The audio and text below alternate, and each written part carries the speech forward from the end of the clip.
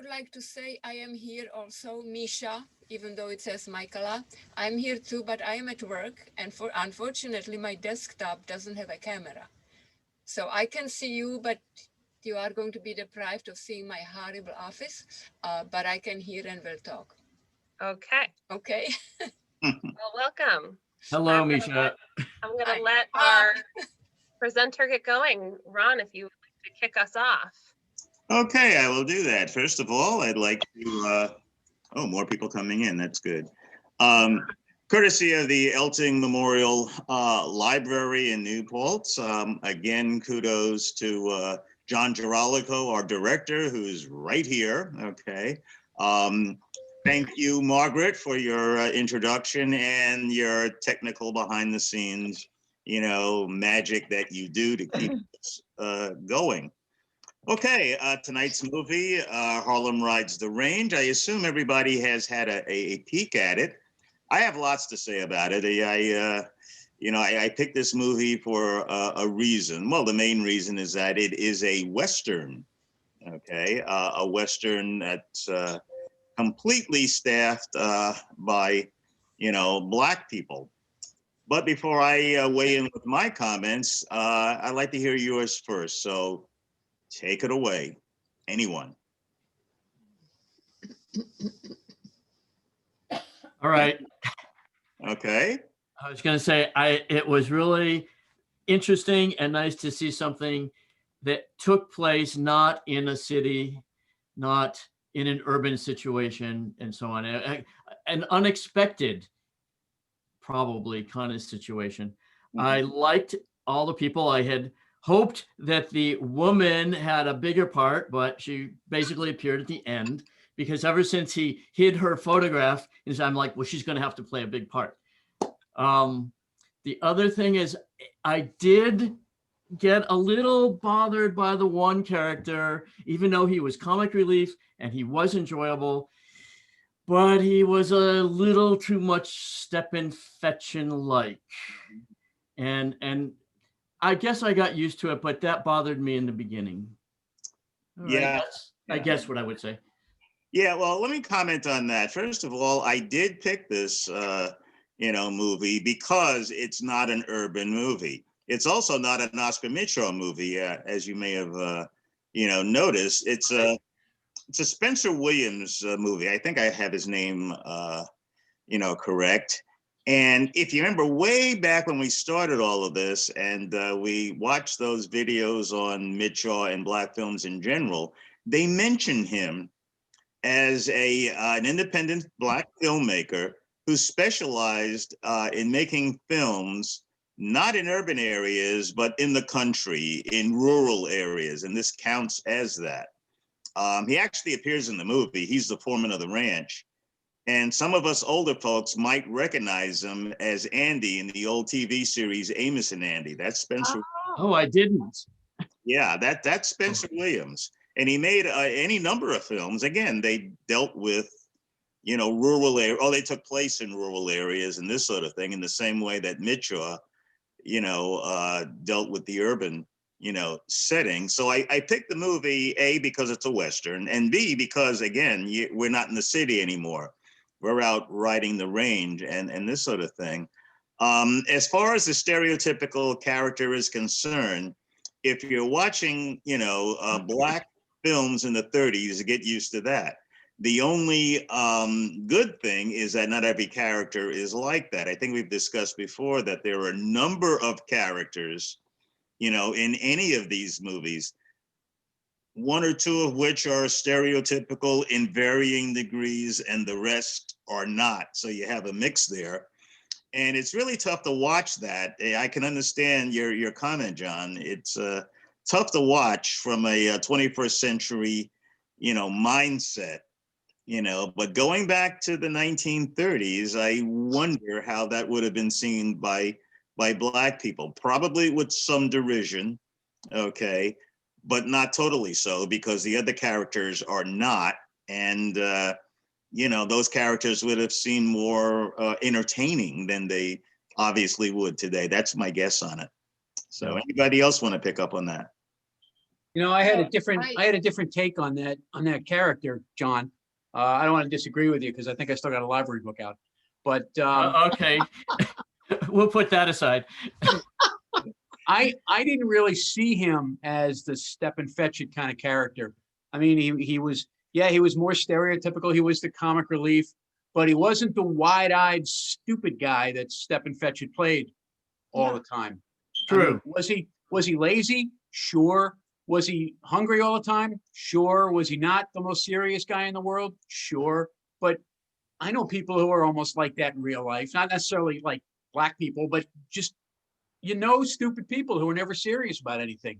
They took it to a more of a degree, but I did not see this guy as an offensive stereotype at all. Yeah. The other thing I wanted to say about this movie was that one of the things I liked about it over the other movies that we saw was obviously the people that made this movie were better at it.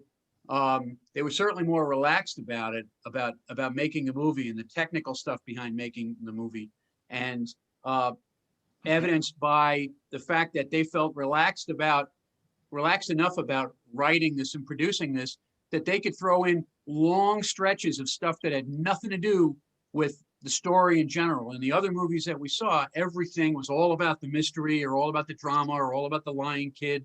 But you get to the scene where what's his name first shows up and they see the cook learning to shoot a gun. That was probably 4 or 5 minutes of playing this enormous prank on him, which set the tone for the characters individually and set the tone as this ranch being a really friendly, happy place to work. And if you're a filmmaker, you have to be very comfortable with what you're doing to be able to get away from your film's main message and play with stuff like that. So, Alan, I saw your hand up. Did you want to say something? Alan, you have to unmute yourself. Sorry about that. I think we're talking about Dusty, right? Yeah. He was Bob's sidekick because you said always hungry. And I kind of felt the way you did about him, Bill. He was goofy, but now it just brought to mind when we're talking about this, Abbott and Costello. I mean, was not Lou Costello about as goofy as Dusty in this movie? I mean, this is the kind of, humor guy. But yeah, right away, the hunger. And then, I mean, he got really wide-eyed when they thought, I don't know what they thought was going on in the cabin. When they ran away instead of even using their horses. But I liked him, his character in there. Okay, I like the whole potato scene. Where he's telling the chef that it's more nutritious to keep the jackets on. Yeah, that's things like that were very, very common. Comments, jokes like that. Also, kind of an offbeat comment or an offbeat thought. I thought his partner, in a sense, was also stereotypical, but not in the way that we generally think about stereotypes. I mean, he's the hero. All right. He's tall. Yeah. He's handsome. Yeah. He's relatively light-skinned. Oh, yeah. Okay. His clothes are clean. He wears a white hat that never gets dirty. He wears a white, kerchief that never gets dirty. The buttons are shiny. If you're a cowboy, you look nothing like that. Now, but if you're a hero, you always wear a white hat. Yeah, well, yeah, that's another thing. And I was about to bring out the fact that it's not just an affectation of a Black Western. That was Westerns in general for the 20s up until the middle 30s. Keep in mind, Westerns are almost throwaway films back then. They're grade B movies. It's the B side of a double feature. Okay, it's a formula movie. You got the good guys, you got the bad guys. You generally have either the shootout down Main Street or the shootout between the rustlers and the good guys or whatever. There's usually a girl and more than one horse involved, and you've got a movie. Put all that together, mix well, and you've got a They rather, had a great fist fight too. yeah, You know, a right, lot of rough and tumble. yeah, mixed well, and you've got to move, and you've got to move good enough to keep people's attention until the main feature comes on. So as I think of it, the main character is a stereotype type just as much as his partner is, because nobody Right. acts like either of those guys. I thought the fight scene was, I don't usually like to watch fight scenes, but this one is very interesting because of the tactics that Bob used. Mhm. I mean, it was much more like he was using, I don't know, jitsu or some other kind of, it wasn't just a fist fight. He was very clever when he, went for his legs, and that, you don't see that typically in a cowboy fight. But So you that's would kind see of- that if you were actually out west in the 1880s. That's exactly what you would see. I mean, yeah, well, going by what I've seen on films. Yeah. You Yeah. grab the guy any way you can. You fight dirty. You just roll around and whatnot. So yeah, that's part of the formula. That's part of it. And although there wasn't the dance scene that we've had in the other films, there was sort of the singing, the two singing scenes Mhm. I thought were really good. Well, Well, there was a dance scene. I There was a dance. Yeah. It was a little one, but it wasn't. Yeah. Dusty did a pretty neat soft shoe, I think, right? What? When he was he did I thought it was a Yes. soft shoe. I don't know if you agree, but Yeah. in the cabin with all the guys that night. But that was kind of brief, whereas the singing is more of a, Right. Yeah, he actually does a Number. production of a vernacular jazz step that Linda pointed Oh out. yeah. Yeah. Okay. He does it in a circular fashion, which actually isn't bad. But yeah, there's I the like it. dance scene. There's that. Yeah, I wondered how they were, that we'd moved to the West, where they were going, how were they going to get a dance scene in there? And then I started wondering, Ron, did all the Black films have dance scenes, or is it just that you're a dancer, so you're finding all the ones that have dance scenes? I could be accused of that, but no, I think I made mention in one of the films that we watched that no, I wasn't looking for dance scenes in movies, but dance scenes in Black films in that era were not at all uncommon because they're entertaining. It's part of what keeps your interest. And that's what Black people did. A lot of the actors in these movies were entertainers. They were either dancers, vaudevillians, singers, whatever. The star of the film was a singer. Yeah. He came out with albums and such. And He's saying quite a lot of stuff. So a lot of the people in these movies are natural entertainers, and writing that into the film to me seemed like a very natural thing to do in Black films, because that's kind of what Black people were used to seeing. And what you're doing is you're showing off Black expertise. That's my guess. I mean, that's what I took away from it. So, but no, I mean, it would have been like me to just search out movies with dancing in it and stuff like that. Yeah, but no, I did not do that. Although I'll think about it for the future. In fact, the next film, I'll talk about it. In fact, I'll mention it now. I was going to mention this in the beginning, and I will mention it at the end. But Stormy Weather is the next movie. I think I announced that last time. And thanks to Margaret's research, we found it for free on YouTube. Margaret has the link to that, so you can stream it, for nothing. So, I was all set to announce that it'll cost you $10 or so to get it. It's well worth the money, but now you can view it free. Yeah, Margaret, it's both on Facebook and on the calendar on our website, correct? The link. Yes, if Stormy, I don't think the Stormy Weather Facebook event has gone live yet, because when I set it up, we were a month out. And if I set things up a month out, people forget about them.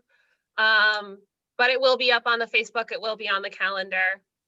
Yeah, I think it's on the calendar already. So Okay. there is one copy on DVD available through the Mid-Hudson Library System. It's not at our library, so it'll take a couple days to get to you. But if that's your preferred method, there is a copy. we were going to buy one at the library run, and it turned out the only one we could find was $65. Oh, So we my. didn't do it. But Yeah. the one that you just mentioned, Margaret, doesn't have the advertising. Correct? I mean, I don't know about anybody else, but I had ads every 5 or 10 minutes. Is that what everyone experienced? Yes. So Okay. Real Black is great. It's great that they're hosting that. So this is totally away from the topic at hand, but a way you can make money off of what you're doing on YouTube is you monetize your channel. Right. And people do that to support themselves. It's a way to make cash. So every time you see an ad, that's money going to the person who is hosting the video.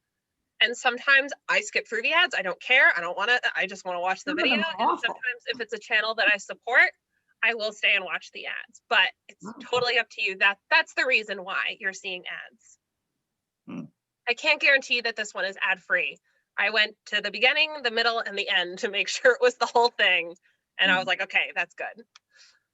But that's why you're seeing ads. Okay, back to the discussion. That's right. So however you see the movie, see the movie. That's the important thing. And there's All an right. And incredible. now back to our, I just want to say, I just can't talk about stormy weather without mentioning that there's going to be a great dance scene in there.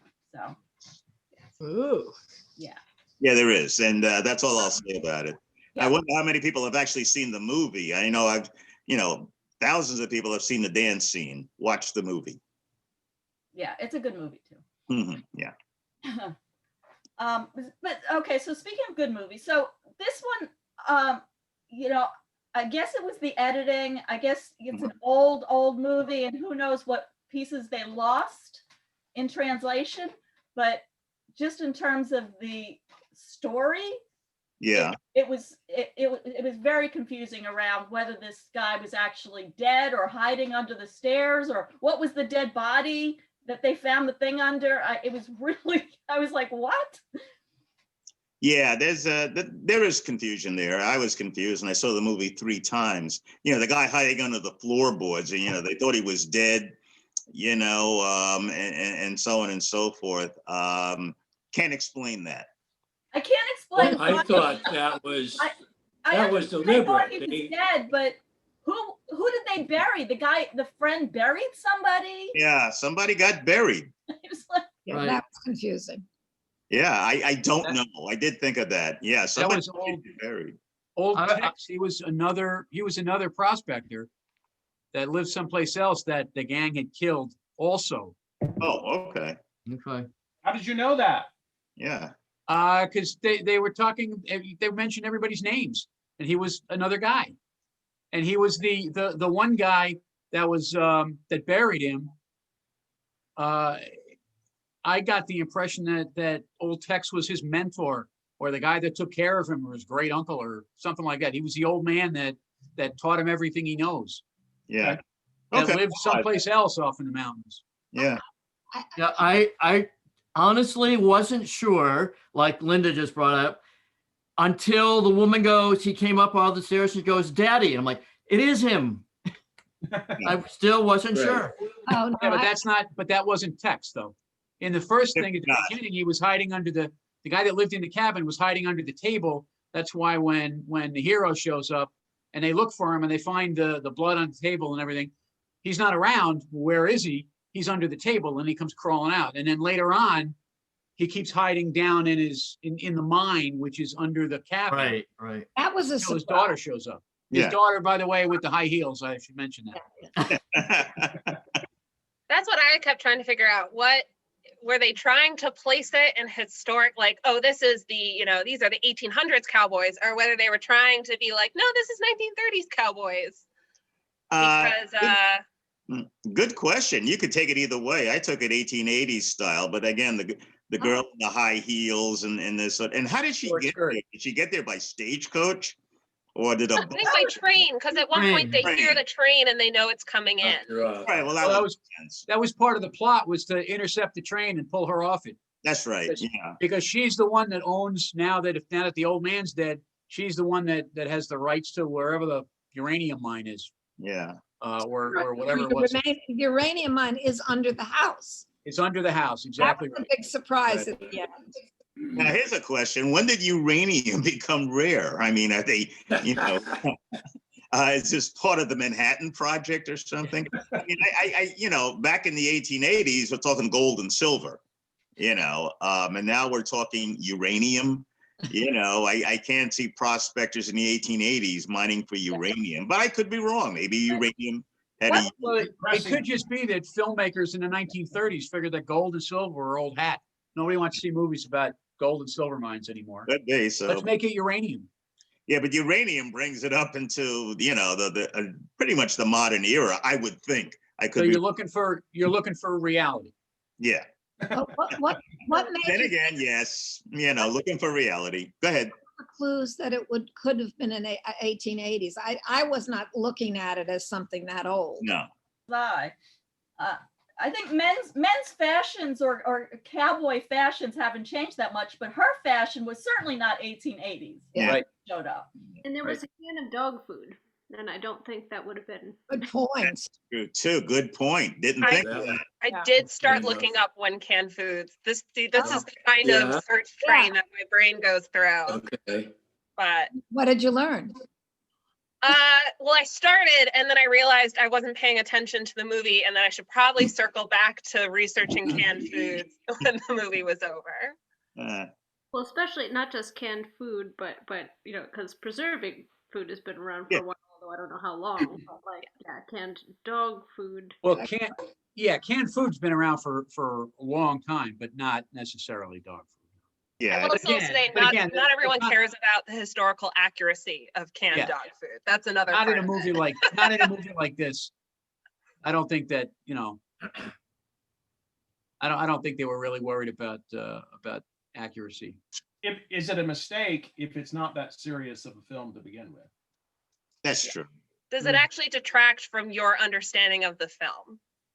Not really. Not That's really. where I go for historical accuracy. Does it actually detract from your understanding of what's happening? No. Well, I then- think All right, I just want to say the canned food began in 1808, 1809. yeah. So that doesn't help us.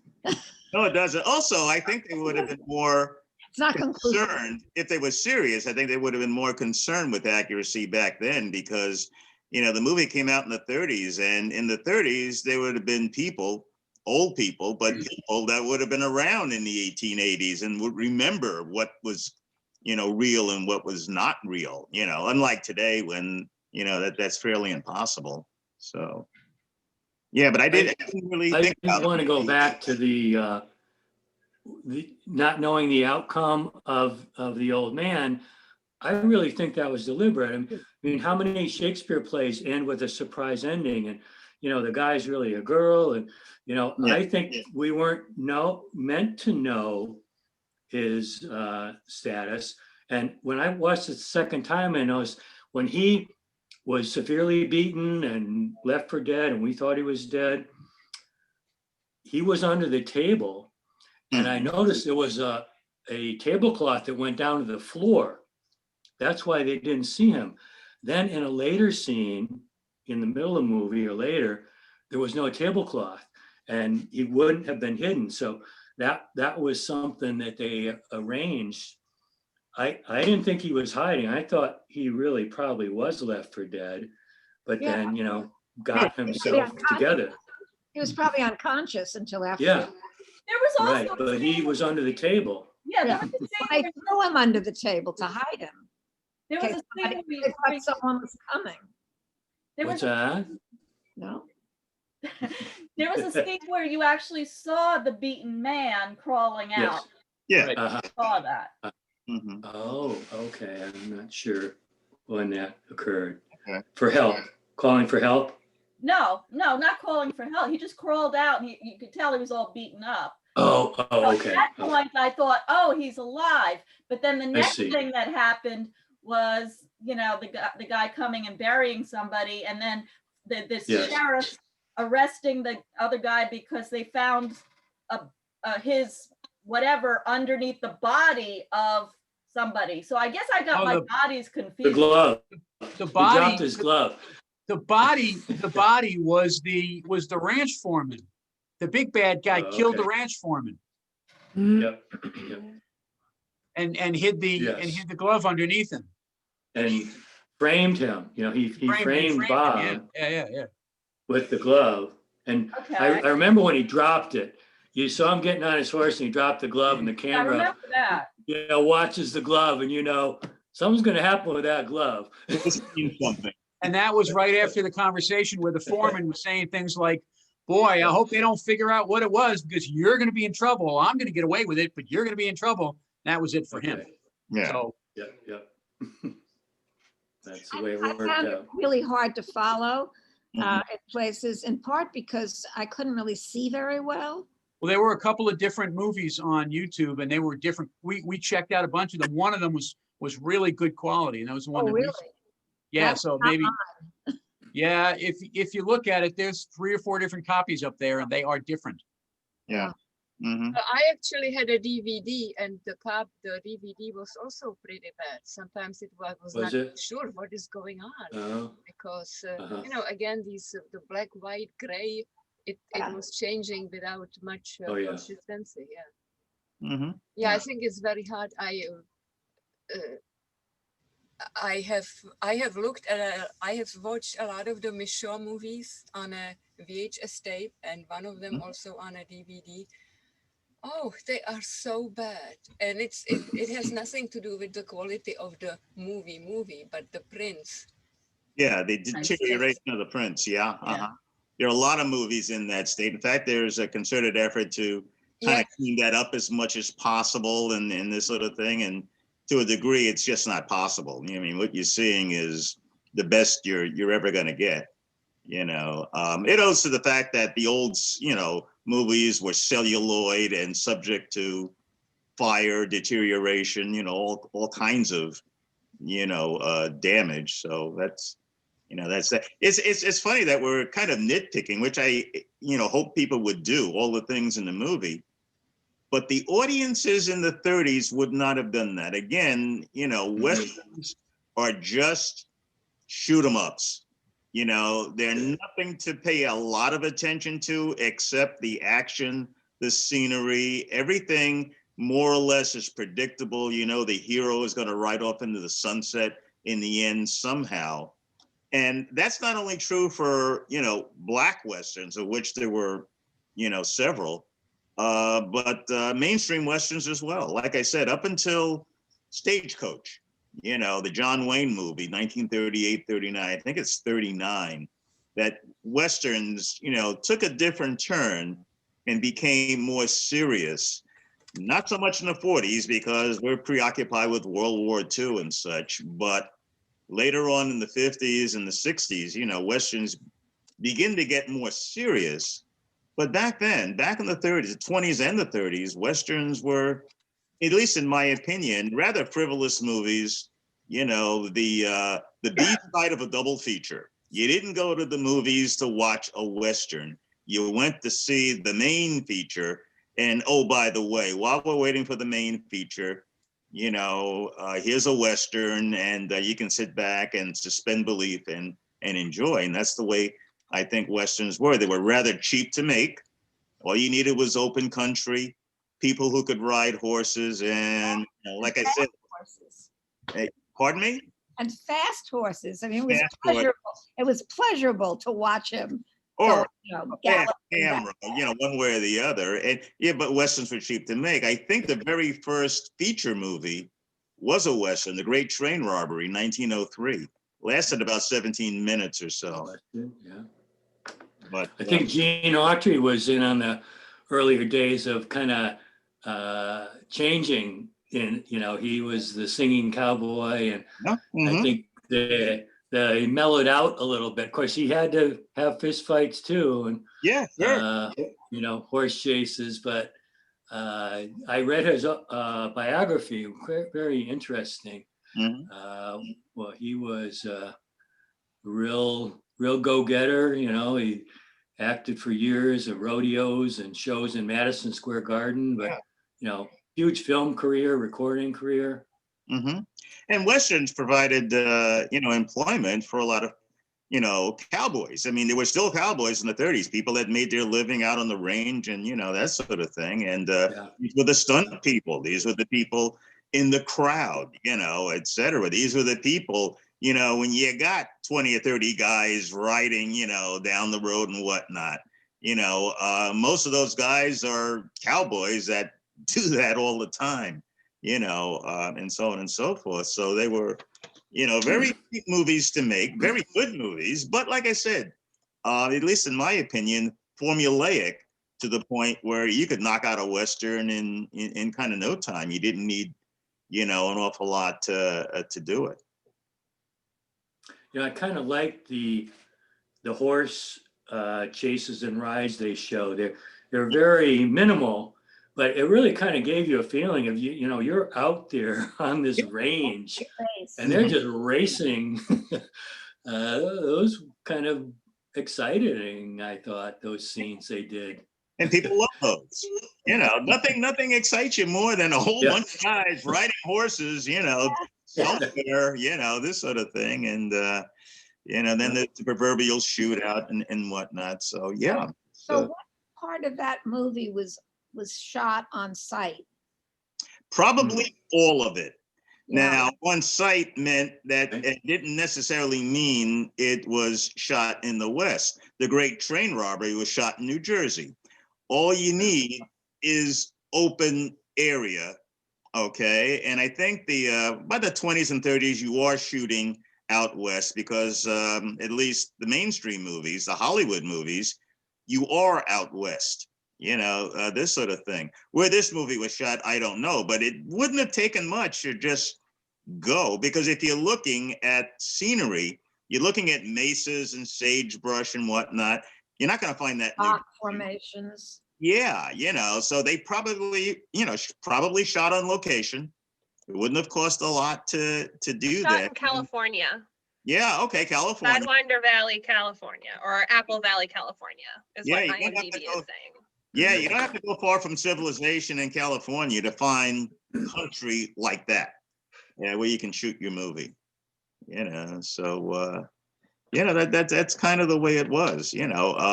Formulaic movies, action, and that was it. And I showed this movie because Black directors and producers were not immune to actually making a relatively inexpensive movie, in Northern California, Nevada, wherever they needed to go. Actors, and somebody mentioned singing cowboys. That was a thing once sound came into play. Just about every good cowboy sang. I think even John Wayne tried it in the late 20s, early 30s. I'm not quite sure of that, but sure. Roy Rogers, Gene Autry,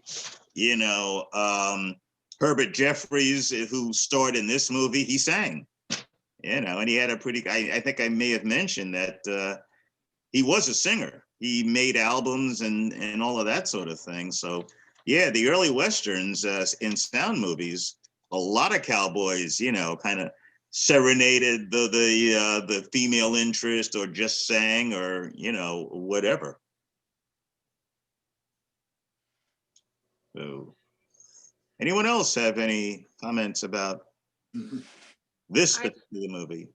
I thought it was interesting watching the editing of this film compared to the Micheaux films we watched. Yeah.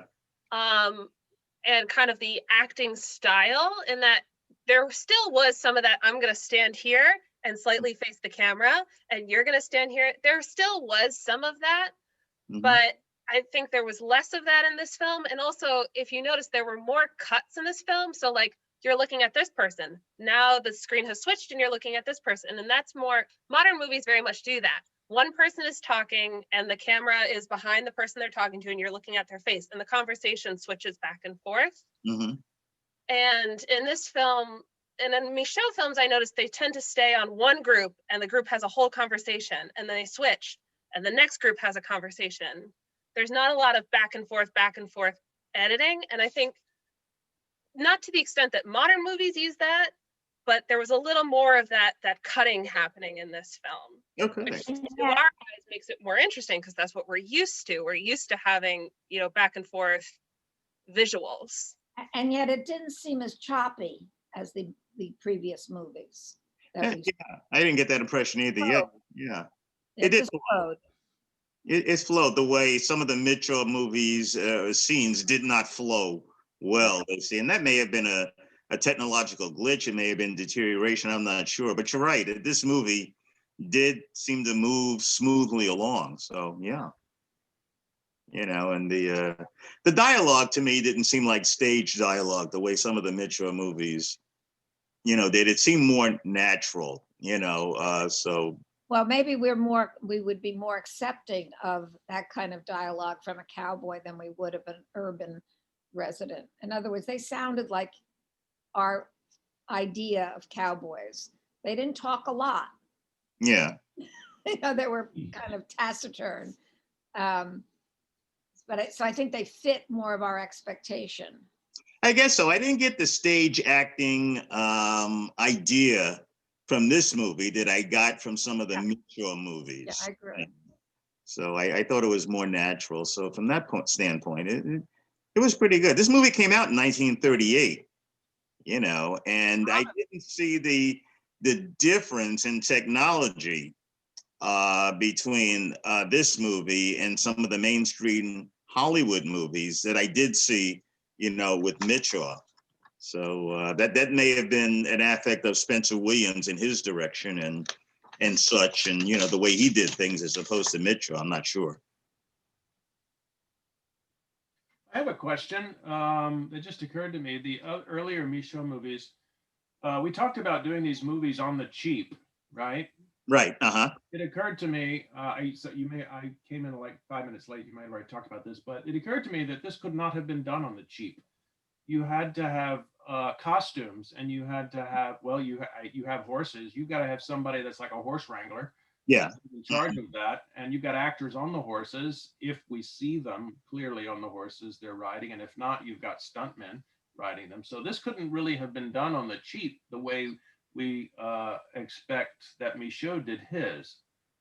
Well, I think you're right. Yeah, you need horses. Where do you get horses from? You got to rent them, buy them, or whatever. You need people that know how to ride horses, which makes it advantageous to go out west where people actually ride horses and this sort of thing, and hire them to at least be the extras and such like that. So. And it's got to be a lot harder to shoot moving horses than to shoot a bunch of people standing around an office. I guess so. I'm not sure of the technique you use. I mean, if I were a cameraman, I'd stand off at a distance and shoot it that way. But the close-ups would have taken some, expertise, and you need money for that. I mean, I guess by 1938, they, if not perfected it, they had gotten used to doing stuff like that. But I think you're right. Yeah, it's not like shooting a movie on a city street where you really don't need much. You need a camera, and that's about it. There was one scene in which I think we were in like a medium shot, and I can't remember. It might have been the hero who was riding his horse, and the presumption about the way it was shot was that he was riding across the plain, and the camera was kind of panning along with him. But the more I watched it, the more it looked like he was riding in a really big circle, and the camera was just circling around with him. If I watched it a little bit longer, it might have become perfectly clear that that's what they were doing. Yeah, you're looking at the same scenery. Yes, that they didn't have the money to set up a dolly track and everything to literally follow him, so they just planted the camera and followed him in a circle, and made it, and just kind of made it the shot look like he was riding in a straight line. Yeah, that could be. Or maybe they just rigged the camera up to fit on the saddle, and I'm kidding, of course, but yeah, I mean, I keep thinking of Westerns as cheap movies to make. Cheap in terms of storyline, maybe not so cheap in terms of what you actually need to make a decent Western. And am I remembering correctly, isn't there a scene where it had to be a stuntman or one of the actors who could do this stunt where he jumps on the horse as it's moving, right? Didn't he jump over the back of the horse onto the saddle? That was Jeffries, and I don't think the horse was moving at the time, but even so, right, to be able to jump up that high, and just insert yourself jump into the saddle that way did take some Yeah, that had to be a stunt man. I couldn't see Jeffries doing that unless he, I mean, I don't think that was his expertise, but yeah, you need stunt people if you're somebody's got to bite the dust and not die in the process. So, yeah, you need to be able to hire stunt people to do this. And again, by 1938, there are mainstream movies where people are doing exactly that. So yeah, you do need the money to be able to hire the people to do that. I was impressed with how easily the girl got on the moving horse. I mean, he just scooped her up. And next thing you know, she's on the horse. Okay, at the end. High heels and all. Yeah, I like to see the outtakes on that, but Yeah. that would have been funny. Well, typically the way they would do something like that is it wouldn't be that actress. It would be some child that they would pick up who would weigh, 2/3 of the weight or half the weight. Yeah, But Jeffries was 6'5", so yeah, he's a big guy. he's a very big guy. And by the way, he wasn't black; he was Hispanic. Yeah. Now I feel cheated. Yeah, I felt that. I kind of questioned that also as I was watching. His real name was Umberto Alfredo Valentino. Oh, wow. Okay. Although Yeah, he's that's American, why he couldn't be Valentino. yeah, but yeah, it does bring in the fact, and I mentioned this early on. He's light skinned. Right. His partner is dark skinned. Usually even in these movies, the bad guys are really dark skinned, and the good guys are handsome and light skinned. Likewise, the women. The exception in this movie is Spencer Williams, who's really dark skinned, but he's a good guy. He's the foreman of the ranch and whatnot. But I think to a degree, we're still dealing with stereotype in terms of the shade of the skins of the black people in terms of the roles that they play. So we're still doing that. I had a hard time making the distinctions of how dark or light people were given the quality of the film I was watching. Well, I think we mentioned earlier, in other films that this, unfortunately, is what Black people wanted to see and what Black people were used to. There was prejudice even in Black communities between light-skinned Black people and dark-skinned Black people. And when this translated to movies, the darker-skinned Black people were either villains or stereotypes.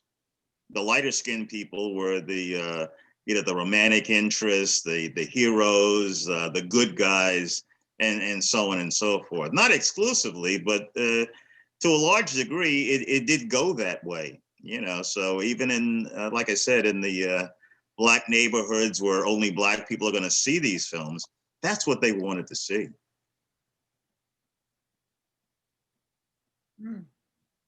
Anything else? Did we run the gamut on this movie? I'm gonna go just maybe on an angle topic. We had talked in the past about where, not in the Black films so much, but in the white films, the Black actors were required to put on this stereotypical accent, whether it was true to their form or not.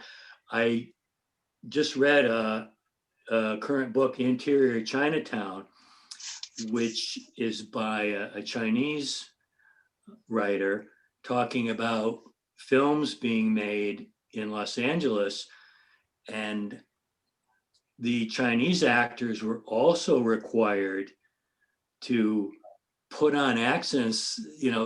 Some of them were already Americanized, but whenever they played a role, and it's interesting how the book's laid out. It's kind of laid out like a script for a film or a TV show.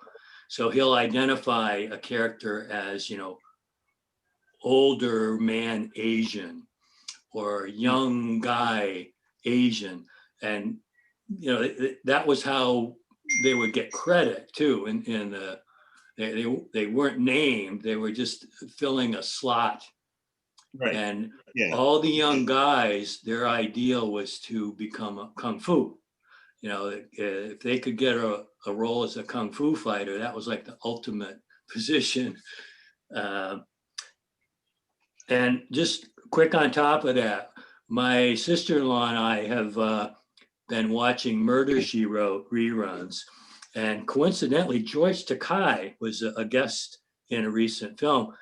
And he played a janitor and had the heaviest Chinese accent I think I've heard. I don't actually know how he speaks naturally, but it really was a heavily put on role that he had to play in that episode. A really stereotypical, Chinese janitor man. And ironically, when as long as we're speaking Asians, when Asians, when the script called for an Asian star, he generally was an Asian. The Charlie Chan movies, there were two Charlie. Early on, right? Yeah. Neither was Asian. In fact, one was actually Swedish. I think Yeah. Sidney Toler and Warner Oland, played Okay. played Charlie Chan at various times. Number one son was Asian. That was Key Luke, who showed the Kung Fu series. He's the guy that you snatch the pebble from his hand. That's the same guy. And there was a lot of controversy when Carradine got the role in the TV series, and not Bruce Lee, who was going for it. Bruce Lee is obviously Asian. Carradine is obviously not. Carradine gets the role, and that's what, the 1960s or 70s, so there was still a lot of prejudice in Hollywood against Asians, blacks, people who were not mainstream American, by whoever's estimation. So whole different topic. Ron, but I wonder in other cultures if there's a typical American character, when the Chinese are making films for their own audience, how they depict Americans. That might be interesting to see if there's a stereotype. Question. It's a very good question. Probably. I know who it would be.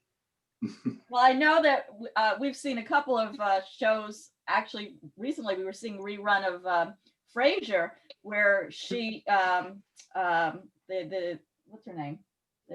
Daphne, thank you. Daphne imitates. Yeah, okay. She imitates an American, and it's like that. Oh, she does. Yeah. And I've seen that in a couple of movies where people from other countries that are living in America will imitate an American with this very stereotypical, like, "Hey, what you doing?" Okay. Either comes out New York or Southern somehow or whatever. Yeah. Okay. But so anyway, interesting movie, I thought.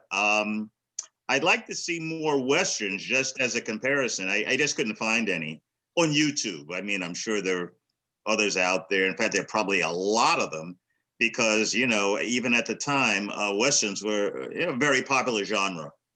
Like I said, very relatively cheap to make, compared to other movies that had a lot of glitz and such. Chester mentioned that, these Westerns are probably not that cheap to make. I wonder how expensive a Busby Berkeley movie would have been back in 1931. A decent musical, if you think about it, has got to cost a fortune. Yeah. This sort of thing. Westerns. And like I said, I may have said it just to Margaret, or I may have said it in general, but I think we're at the cusp when this movie was made of Westerns, getting out of the grade B, kind of throwaway sort of a thing into very serious, a very serious genre with people like John Ford directing, John Wayne, starring, not just John Wayne, but, Gary Cooper. There were a host of almost stereotypical, very tall, lantern-jawed, good guys, that, would star in these movies. And who were the Native Americans? They were usually Italian, believe it or not.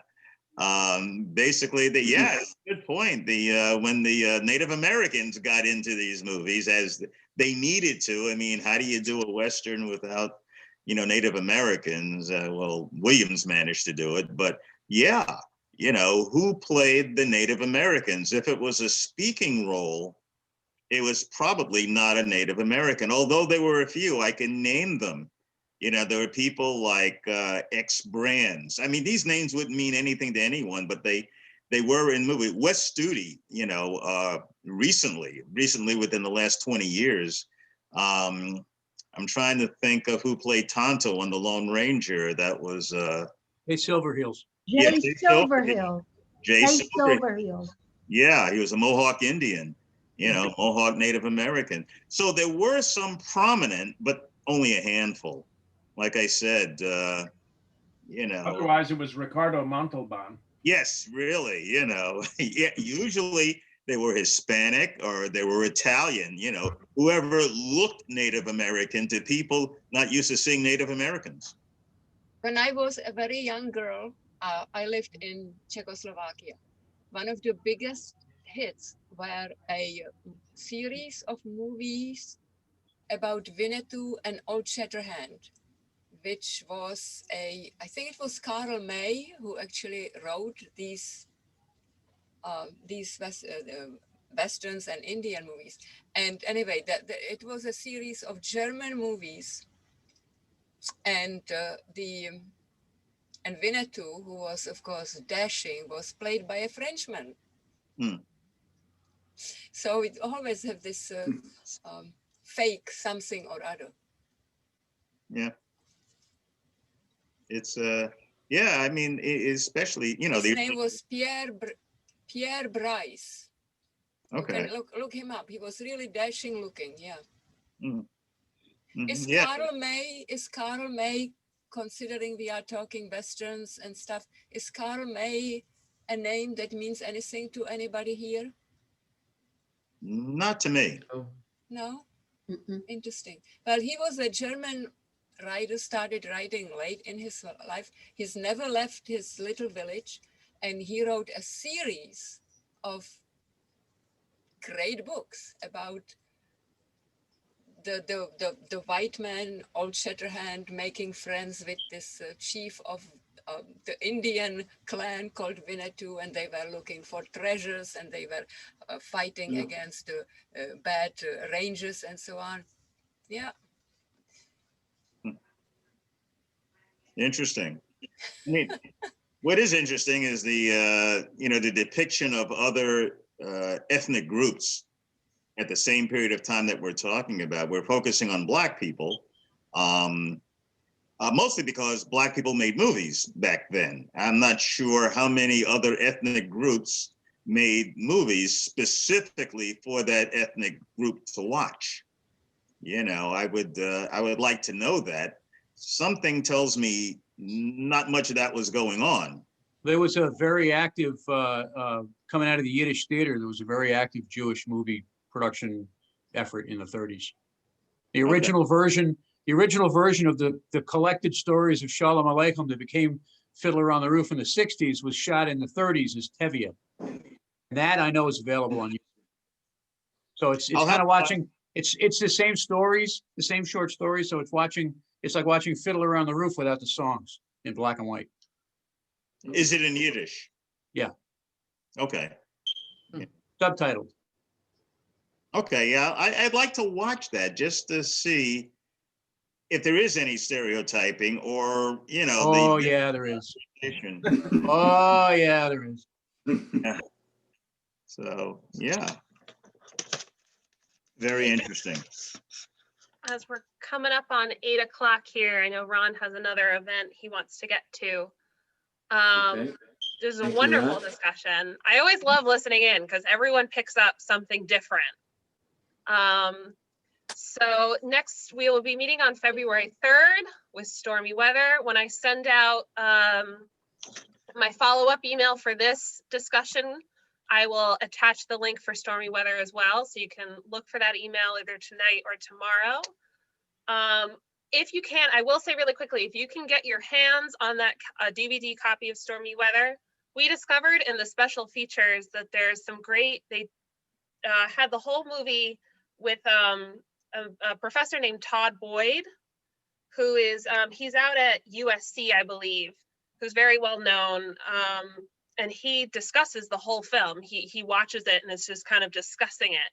And I would recommend watching the movie on your own first, but if you have the time and you can get your hands on the DVD, he has some great commentary on the film as well. And that's what he does. He's in the division for film studies there. So check that. I will be sending that out in the email. See if you can get your hands on the DVD.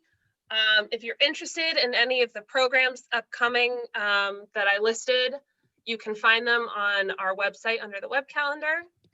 And then that's it from us for this week.